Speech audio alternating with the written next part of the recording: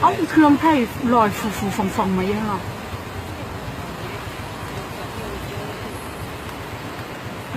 ให้พอบอกใช่ไหมก็มีมุมได้ดีตรงนี้เอ้าเครื่องเขาได้ไล่ไหมยังไงล่อนั้นของจีนเนาะตัวผสมนั้นของจีน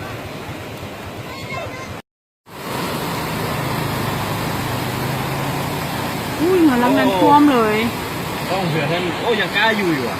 ไปอยู่แล้วเคี้ยไปขายเยอะหมดแล้วนะสวยจนทำไรพังแห่ง